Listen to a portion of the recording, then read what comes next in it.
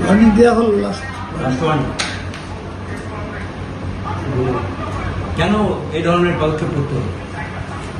আসলে হুমায়ুন কবির কে আমরা আগে একবার সুপারিশ করেছিলাম, কিন্তু তারপরেও সে নিজেকে নিয়ন্ত্রণ করছে না বা রেস্ট্রেন করছে না।